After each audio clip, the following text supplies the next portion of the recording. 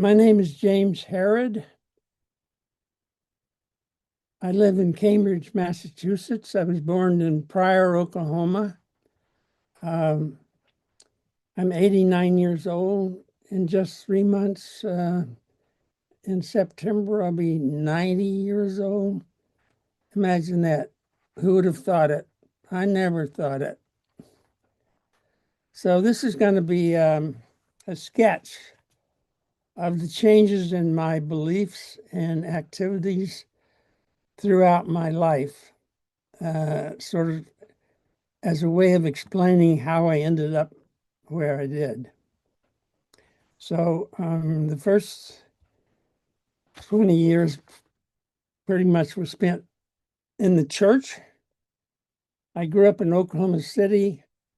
My parents belonged to the Reorganized Church of Jesus Christ of Latter-day Saints, hereafter simply called Latter-day Saints, or RLDS. Those were abbreviations. Now, I need to make clear that this was the original church established by Joseph Smith, and its headquarters are in Independence, Missouri. And it's not the branch that split off and moved to Utah and became the Mormon Church. So when I was 11 years old in 1946, my parents moved to Independence, Missouri because of the headquarters of the church there. And so I spent my teenage years mostly in that activity, youth camps, Boy Scouts. I was ordained into the priesthood as a deacon. Our branch was the Liberty Street Church in Independence, Missouri. So for schooling, I'll just get that out of the way. The first 5 years were in Dewey School in Oklahoma City. And then the sixth grade was in Benton School. That was in Independence. Then I went to junior high school, seventh to ninth grades. And finally, William Chrisman High School, 10th to 12th grades. I graduated in May 1953. And actually, I went to the 50th year anniversary of that class in 2003. It was a weird experience. The three observations from this period of my life that are relevant to this interview: the church has three holy books: the Bible, the Book of Mormon, and the Doctrine and Covenants. Now, the Doctrine and Covenants is billed as the contemporary revelations from God. But I happened to notice that occasionally the prophet would issue a message and it would be rejected by the elders, by the priesthood of the church. So it was really the priesthood that was deciding what goes into the Doctrine and Covenants. And also the same thing was with the speaking in tongues. Once in a reunion, we call them reunions, church would get together for a week in some camp. And so and once in Western Oklahoma, a woman got up and spoke in terms, and the apostle that was present there rejected it. He said it was false. So here again, this started me on my lifelong search for trying to unravel the question of truth.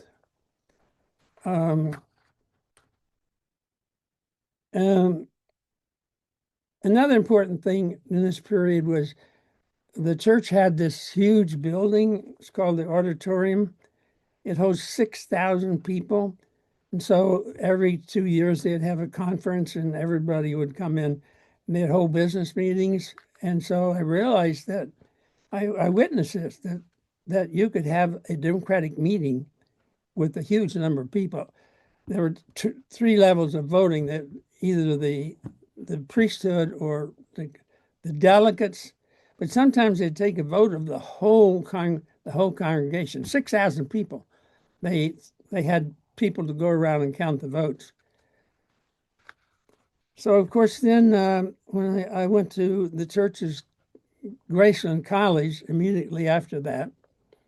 I graduated in 53, so I went to the Latter-day Saint college called Graceland College in Lamoni, Iowa. And I'll mention three things that were relevant to this history. I started reading John Dewey there. I wonder if those books are still in the library now. How We Think and the Quest for Certainty, Theory of Inquiry. And another important event was I organized a seminar with the leading intellectuals of the church because in those days, the church called the vision of the society they wanted Zion. This was just not even 10 years after Israel was established. So they had there was no knowledge at all of Israeli Zionism. It was a totally different thing. It was just their conception of what society would look like. So unfortunately, I don't have any notes of that, but later I realized that I became more acquainted with social philosophy, that this was just a standard liberal, that, their economic policies, their educational policies, their politics. There was nothing unique about it. I also wrote a paper at Graceland on the evolution of the concept of God, and my professor didn't like that. So that's Graceland. The summer after my sophomore year there, I read Dewey's Human Nature and Conduct. I was working as a roustabout in the oil fields in New Mexico. Okay, then in my junior year, I went to the University of Kansas. I took a course in semantics, general semantics. This was Alfred Korzybski, Science and Sanity, Benjamin Whorf, Language, Thought, and Reality, S.I. Hayakawa, Language and Thought and Action, Wendell Johnson, People in Quandaries, Stuart Chase, The Tyranny of Words, and the Whorf-Sapir hypothesis. That's the idea that the language you speak influences how you see the world. Like some languages are more dualistic and others aren't. And the main ideas here were it taught me that to look at the difference between words and things, and especially if you look at the word God, how do you nail down the references for that? So this had a big impact on me. I ran these ideas through the local church group, and they were rejected outright. So I stopped going to church.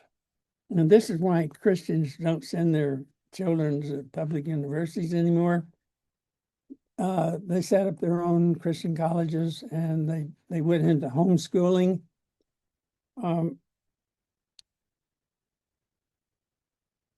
But so that was the junior year.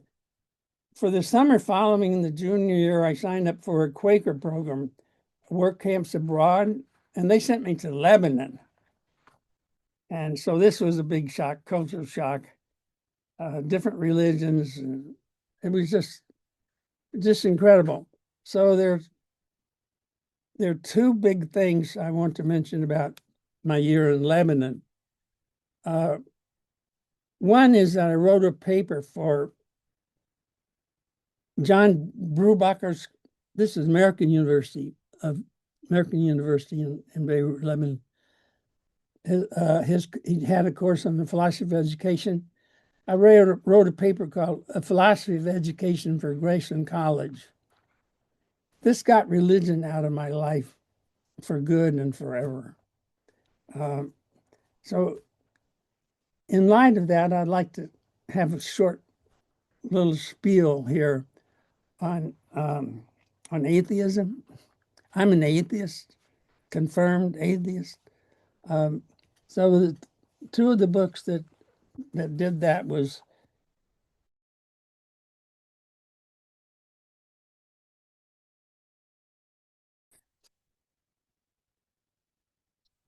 John Dewey, Common Faith, and then you got Freud's book called The Future of an Illusion. But there are lots of other things. Like soon on, I realized that humans don't have souls. And once you have that idea, it eliminates heaven and hell and angels and spirits and all of this stuff. So, and that was long before I even read this book called The Illusion of Immortality. It was a review of all the reasons that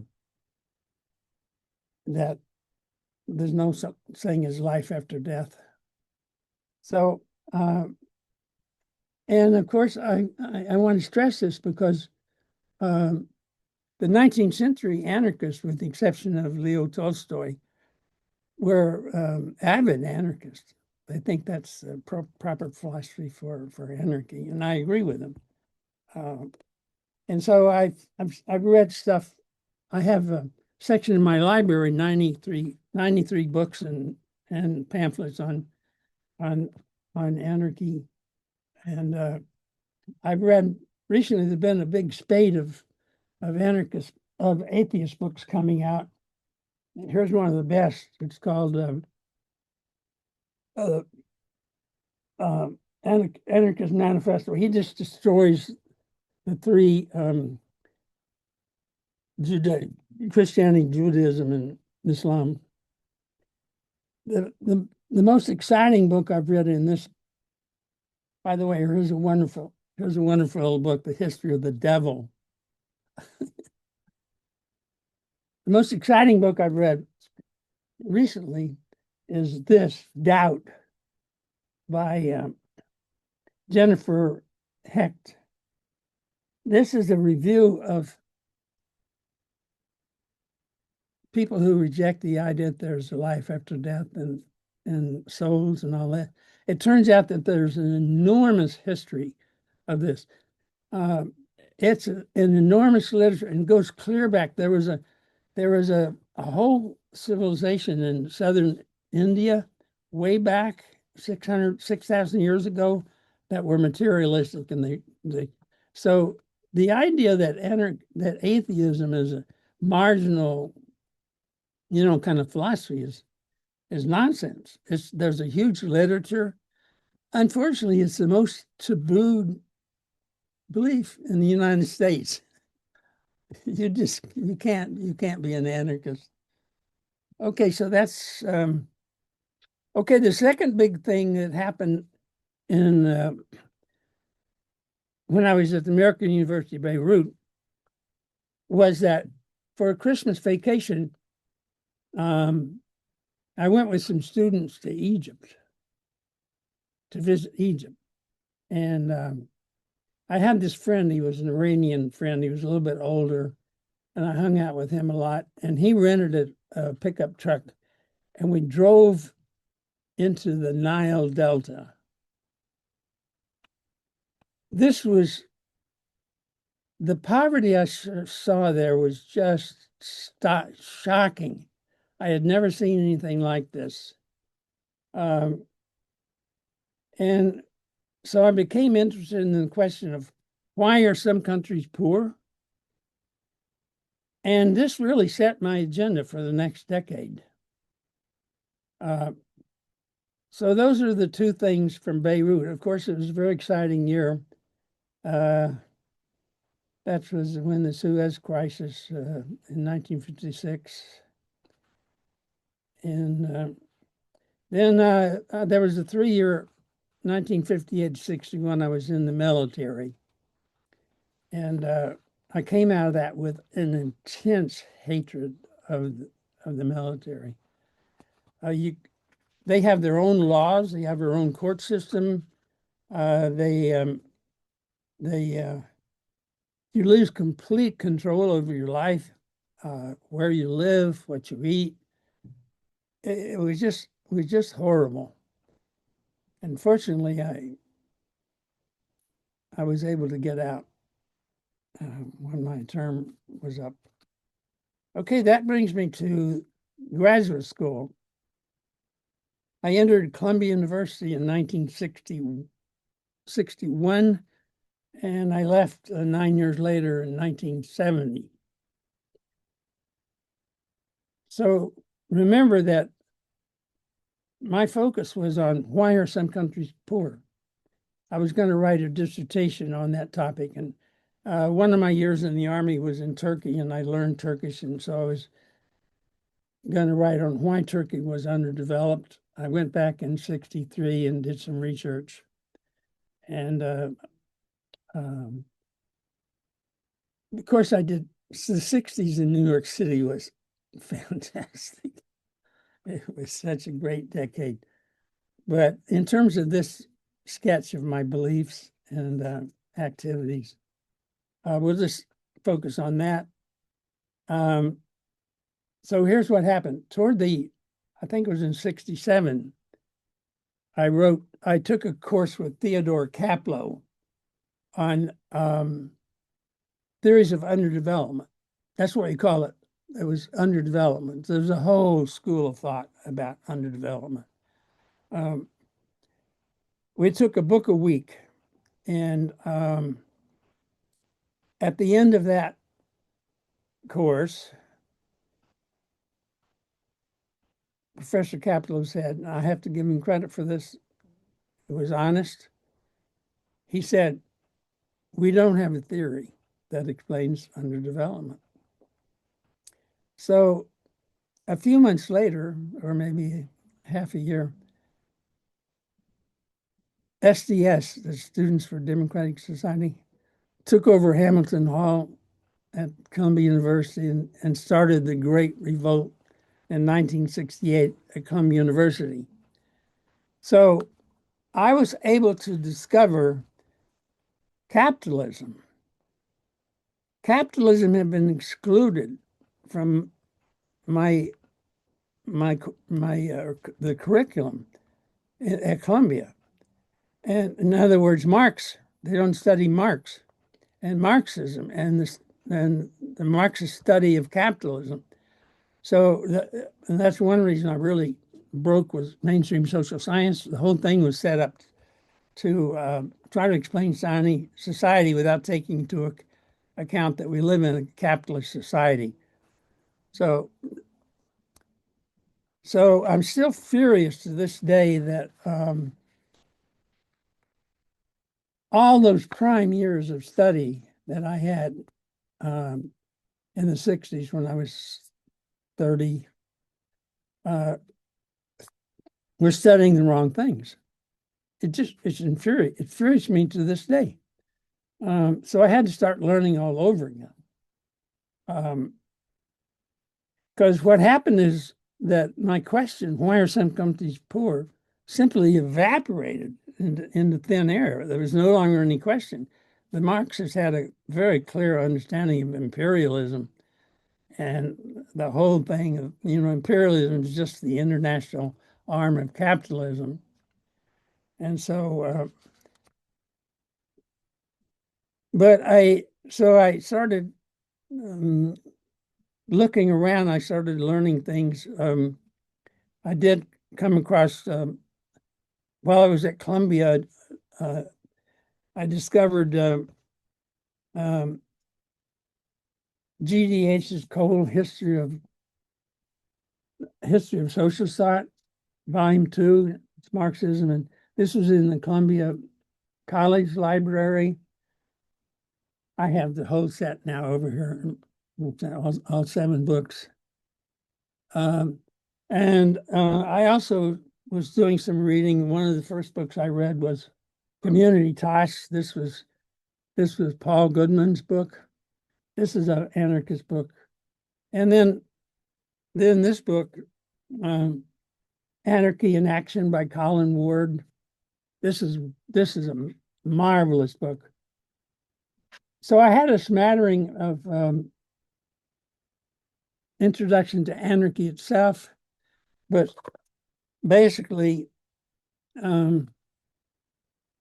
that's not what I came from. Okay, so now we get to the years 68 to 85. This was after the student revolt, and I became involved in the radical movement. And when I say radical, I always mean left radical, the radical left, and not the radical right. In those days, the radical right wasn't so much in the picture, but now, of course, they control the government.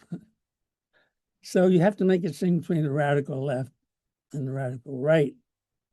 But okay, I'll go through some of the highlights of the next 15, 16, 17 years. All right, the big thing was I wrote a constitution in November 1970. So here's the story of that. The Panthers had held they were going to write a new constitution, and they had a pre-meeting about that in Philadelphia in September 1970. I went to that meeting. I was so distressed by what they were talking about that I went home and wrote my own constitution. And here's the story. And I typed it up on a IBM Selectric typewriter on a legal size paper, and I ran off a couple dozen copies on the mimeograph machine we had in the office. And I took it to Washington, D.C. And what happened was that the FBI busted up their constitutional convention. And so it never happened. I distributed a couple dozen of my copies to people, and nobody likes it. Here's the thing about my constitution. I defined communism as a network of workers' councils united on the basis of direct democracy. So this was in November 1970. This is how I defined what I wanted for the next.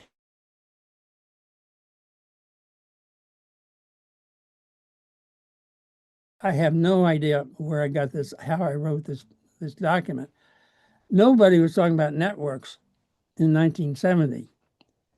Now we have Manuel Castell's series of books on network society and network, and we also have Michelle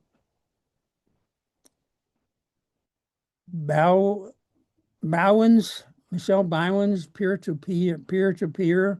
It's a manifesto of the commons, and other books. So it's nothing new now. But in 1970, I don't know where I got that idea.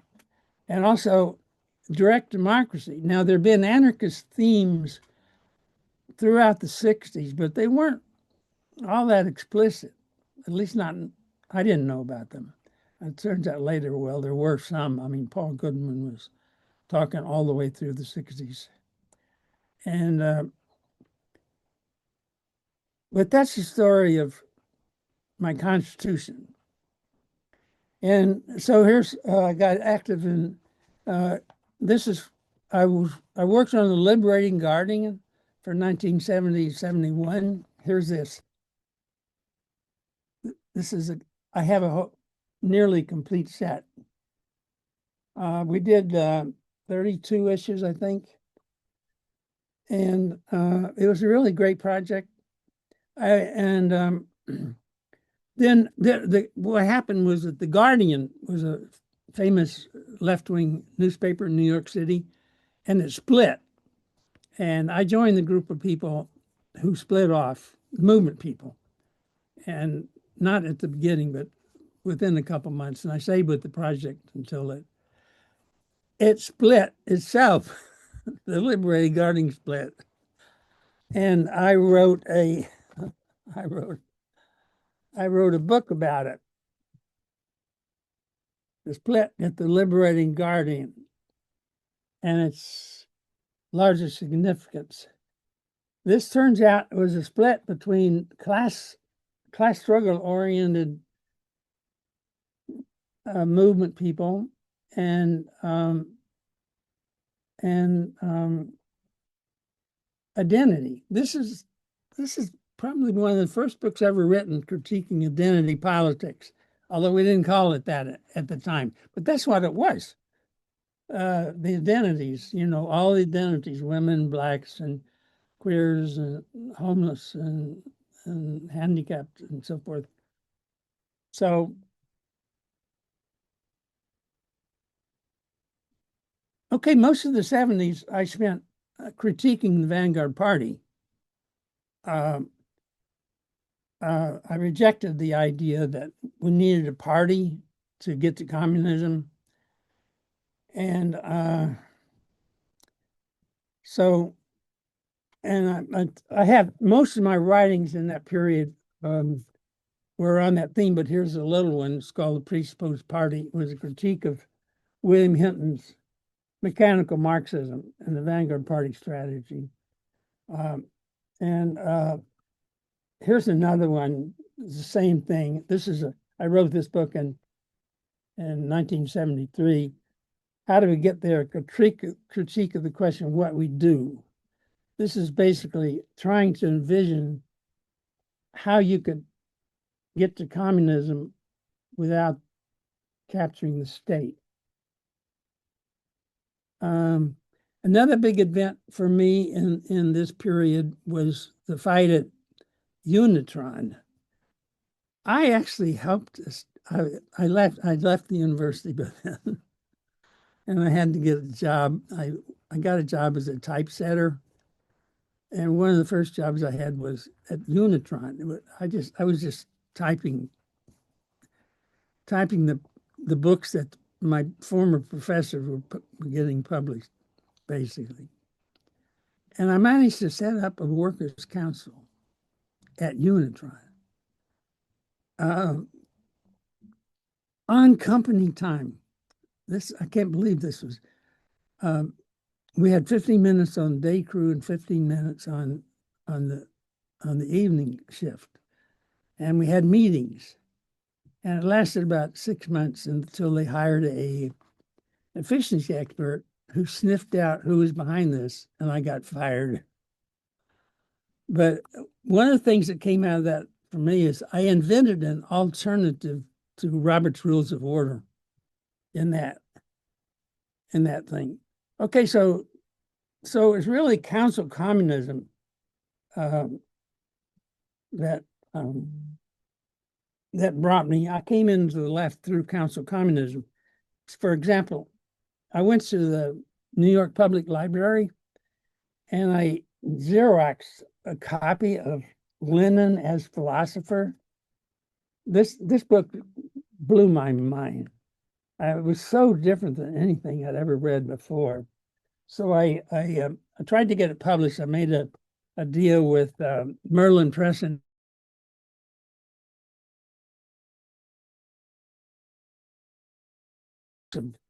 Hancock's Lenin as Philosopher.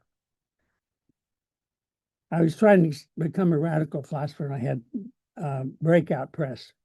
So I got paperback and then hardback. The hardback was, Lenin as Philosopher. Well, there was a mistake here. I won't go into that. So I have over here in my library, I have a whole shelf full of Council Communist stuff. I have Karl Korsch, Paul Maddox, Sylvia Pankhurst, Herman Gorder, Henrietta Rolandhurst. Henrietta Rolandhurst, still nothing of her stuff. I've only been able to find one essay that's been translated into English by Henrietta. She was a major figure in that small group of left-wing communists that they call themselves. So so council communism is actually the same as anarcho-syndicalism, although they never made that connection, and neither did I. But it's based on Anton Pannekoek's workers control book, a big book, and it was all about the workers getting control of the workplace. And I'm not sure the standard anarcho-syndicalist view is workers take control of the workplaces. They set up councils, they federate the councils, and then they set up a dual structure and they overthrow capitalism. That's their method. And so that's how the 1970 Constitution, I was already really into workers control.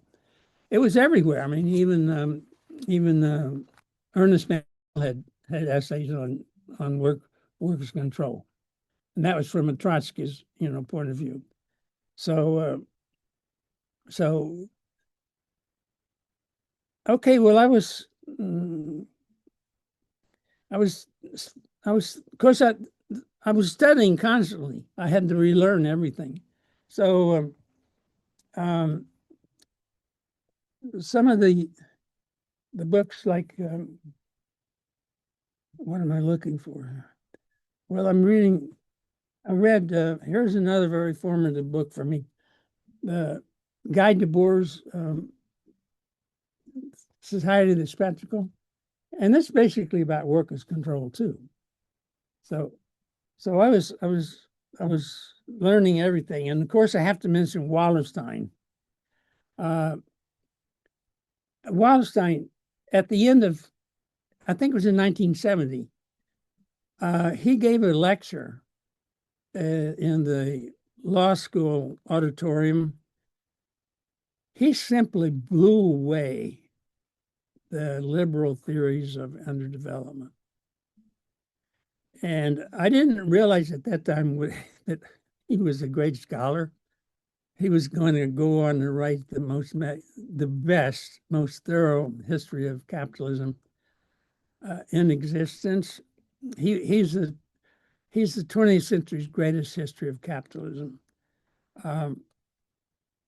And so I had taken a couple of courses with him. Of course, when I was at Columbia, I was thinking you could audit courses.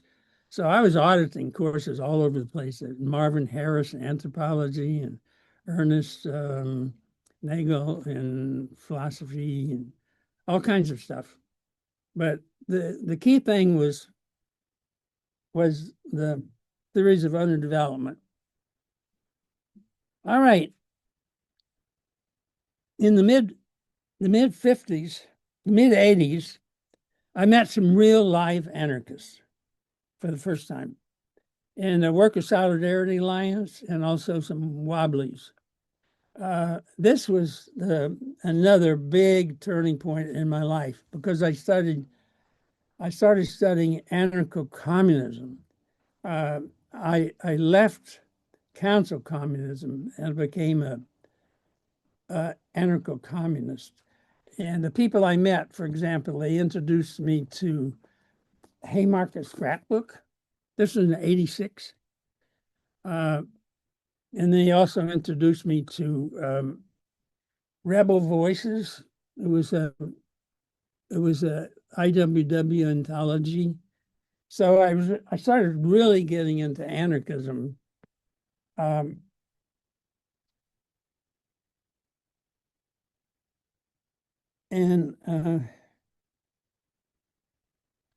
All right, so that's that period, 68 to 85. So here's my book, Going Left, which sort of sums up. It's a big book. It's my writings from 68 to 85. And I should explain the cover, Going Left. I've come to believe that the two main social philosophies on the ruling class on the left are debunked. That's they're not, let me back up. The two main ruling class philosophies are liberalism and socialism. And liberalism was the main theory of the ruling class from French Revolution on. It was blown out of the water in 68 revolts. Conservatism also is dead. It has nothing to offer, although it seems to be ruling the world now. On the left side, we had Leninism and we had social democracy. Both of those philosophies are defunct. Except now, on the ruling class, they're going into fascism. And so that's a dead end too. We'll either all die or else we'll. So that leaves anarchy as the only living, vibrant social philosophy to point the way forward. So that's what I think. That's why I'm an anarchist. All right, so that brings me up to the, we're almost finished. Brings me up to 1987 to 1998. I joined the Red Bookstore in Jamaica Plain in 1987, and I stuck with it till I moved away in 1998. That was my main project. That's when my real education began, because it was a watering hole for all the tendencies in Boston, and it was just an incredible period. There's not much to say about it, except I helped publish for 2 years, 1988 to 1990, a little thing called What's Left in Boston. And so we had room for, this one was about democracy and work, written by Lynn Crimmerman. It was a calendar. There was room for an article each time, and then you open it up, and it's a calendar of left-wing events in Boston. So that was a really fine project. There were only 8 of us. We published this for a couple of years. And it died because we concluded that there was nothing left happening on the left.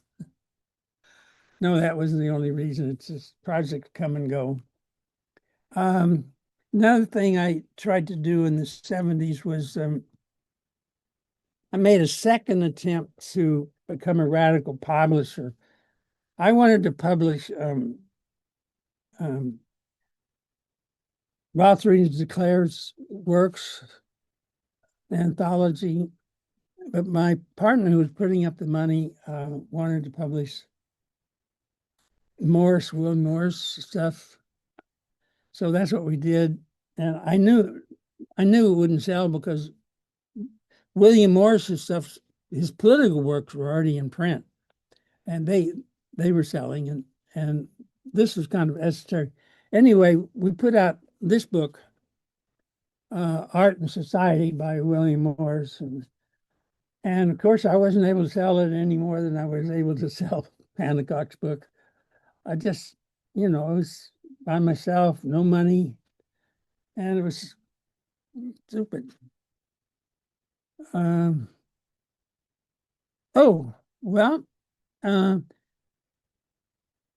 That's toward the end of that period at the Lucy Parsons Center. I'd been working on my book, Getting Free, and I published the first version of Getting Free in 1998, a sketch of an association of democratic autonomous neighborhoods and how to create it. Just a little pen book. I kept working on Getting Free for the next few years. I went through several internet editions, and I finally got it published in 2007. This is my main book. We're going to be talking about this. Okay, it's 20 to 4. All right, that's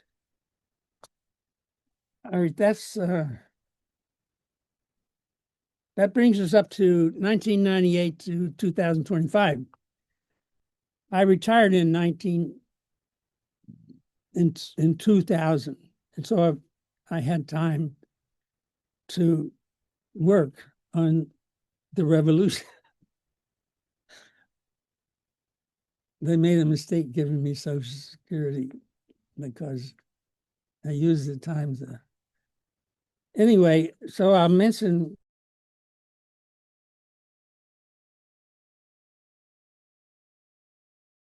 And then try to do this. Then we get to, okay, I was back in Independence, Missouri, and I linked up with a small group of anarchists at the University of Kansas, back to my junior year. And they were incredible. So I ran with them for 3 years, and I helped organize the Great Plains Anarchist Network. It lasted 3 years, and then it sort of failed. So I was active again in the Lucy Parsons Center for 2005 to 2012. I lived in an anarchist house. In 2008 to 2012, we had a really solid group of anarchists here. We did all kinds of things, workshops and stuff. So I started tabling again in 2005. I did anarchist pamphlets, tabling. I went to events, and I learned how to table when I worked at the Lucy Parsons Center. The Lucy Parsons Center started out as the Red Book, and then when we changed the name when we had to leave JP. So I did that, and I did all the anarchist book fairs with tabling. And the most important thing, though, was I helped organize the New England Anarchist Network. The unique thing about this organization is that, and this was because of me, we kept decision-making with the local chapters. The typical structure for a lot of left groups is that they have so-called autonomous chapters, but they're overruled by the annual assemblies of delegates. This is a mistake. It's incompatible with direct democracy. And so in the New England Anarchist Network, the General Assemblies, of course, they can't be a decision-making body because sometimes not everybody comes and so forth. So they had no decision-making power in this organization. This was absolutely unique. I don't know of any other of these anarchist things that got set up were this way. And so then, of course, this period, I'll just mention, I published, I used my library to publish. Well, here I published 2 collections of my writings. This is Eulogy for Capitalism and Engaging Anarchism. They're all available from Amazon. I have 9 books up on Amazon. And I used this period and used my library to publish a bibliography of Marxism and introductory bibliography of anarchism. For me, these are 2 of the greatest philosophies. Anarchists who won't study Marxists are crazy. And of course, Marxists who hate anarchism are even more crazy. They've denigrated anarchism for 150 years. Just an absolute, and they're still doing it. E.M. McKay takes some pains to refute some of the stuff, but it's all going on. So, okay, I launched my book in 2008 at the Conference on Organized Resistance in DC. to an audience of 300,000, 300 people. Unfortunately, I didn't get it recorded. And then this reception, it hasn't caught on. There are 500 copies out there somewhere of the first two printings. So they're out there. But since it's been up on Amazon, it's only sold 25 copies. I've only sold 90 copies of all 9 of my books together in 7 years. So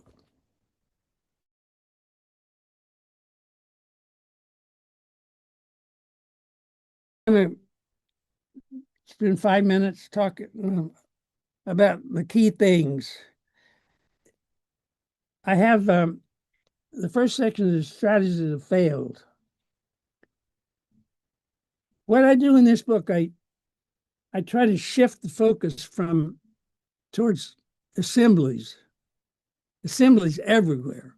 At work, I combine work, neighborhoods, community, and households. I've added households in. Nobody's done this. I cribbed the idea from Wallerstein because one of his books with his colleagues, households were a key part of their analysis of capitalism. So you have assemblies at workplace, neighborhoods, households, and then in every voluntary association, you set it up based on direct democracy rather than electing representatives. So I reject this idea that you set up a voluntary association and you elect a president, a vice president, a secretary, a treasurer. That's nonsense. All you have to have is a meeting, and decision-making takes place in the meetings. All of our voluntary associations could do that right now. And a lot of the small towns in America could do that right now. This idea that we're going to make progress through mass rallies, we just had 5 million people protesting the Trump thing, but they didn't have any power. And, everybody goes home. Well, it does create something, an awareness. I'm not saying it's not important, but it's not enough. The only way they can overthrow capitalism is to be better organized than they are. And so here are the main. I reject federation and confederation. I think they're just same as representative government. I reject typical, I've explained that, left organizations. I reject unions. And also that means I'm at odds with orthodox anarchist-syndicalism. I think we'll never rebuild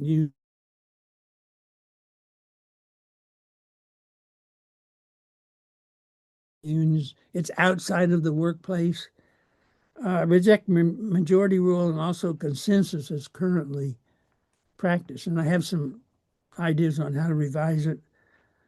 I've added households.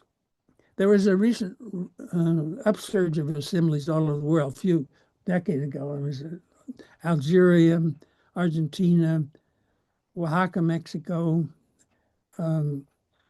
Greece, ended up at Wall Street. The Wall Street. Okay, so here's a key paper of mine. Key features of anarchy. I wrote it in December 2023. This is pretty much a good summary of my work. All right. So we got 10 minutes to talk about what are the prospects for achieving anarchism and what to do. The prospects are pretty grim.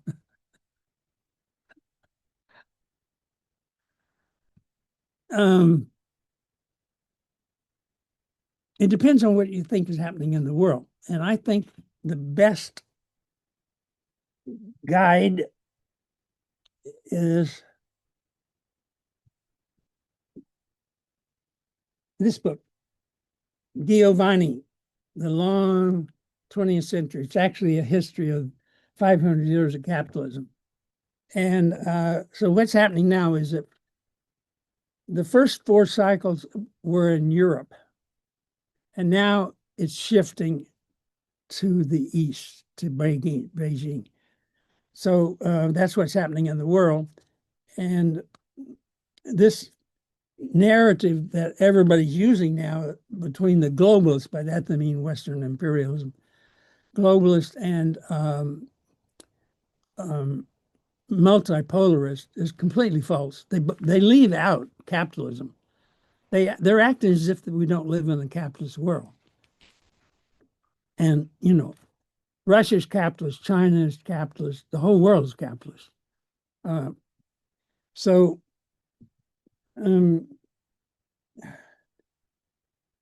we're entering the 5th great cycle, and for example, China just signed trade agreements with all 53 African nations. They met in Changsha, China. And so the question is, well, is the 5th cycle going to be different than the first 4? And there's evidence on both sides. I know there are a lot of cases where it seems like China is exploiting countries just to get their resources. And then on the pro-Chinese side, they're saying this is cooperation, it's not exploitation, it's to everyone's advantage. So I don't know about this. All I know is that their focus on development is going to kill the earth. And it's not what I want, because these societies are still based on wage slavery. They're still based on commodification of everything. And they're still based on just paving and the whole world. Russia and China are going to do this huge Asian landmass, what we've done in the United States, cut down all the forests, pave everything. So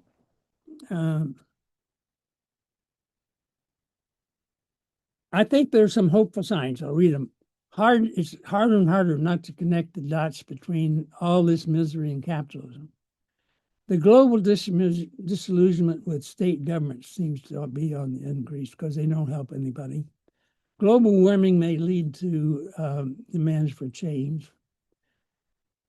And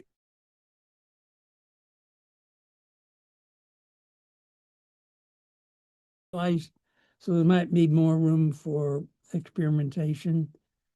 And also there are lots of anarchist-inspired projects and movements going in the world. We just have to find a way to get them to link up. I wrote a paper called The Possible Grand Convergence, when I surveyed a lot of these movements, and I concluded, well, they're not converging, but we need to set up studies to see how that can be done. I'm running out of time. I'm going to leave 5 minutes for. The most important thing we need to do is establish assemblies. I've explained that. You can read about it in my book. But also, we need, what we have now is, we have book fairs and bookstores.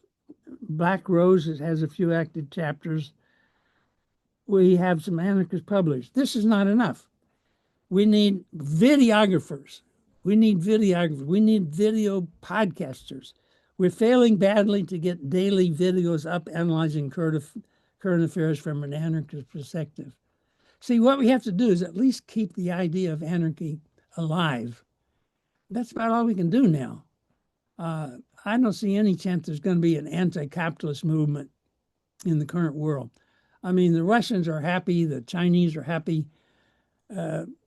Everybody's happy. Their lives are improving, so-called. What they don't realize is that capitalism doesn't actually improve the quality of life. In fact, as Wallerstein used to argue, that most people in the world were better off without, before capitalism came. So that's what we need. We need to relaunch the annual anarchist conference. We had 9 years running for the renewing the anarchist tradition. So that needs to be restored.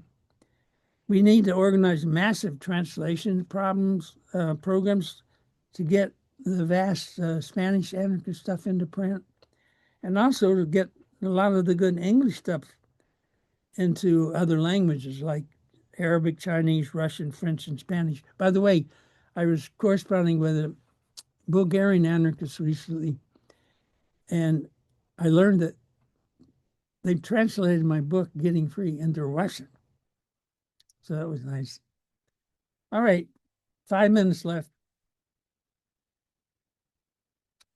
I hope I covered everything. I think you did. Yeah, no, you did great. I think you got through everything. Do you have any final remarks, any lingering things you didn't get to say? Well, we're in a mess now because the United States is going fascist. There's a slight chance that they're not going to make it. I'm, I've got my, if they had a better leader who might be able to establish fascism. I think the whole world now has turned to the whole world, except for Europe and the Western things like Australia, New Zealand, have turned against the West. So, um,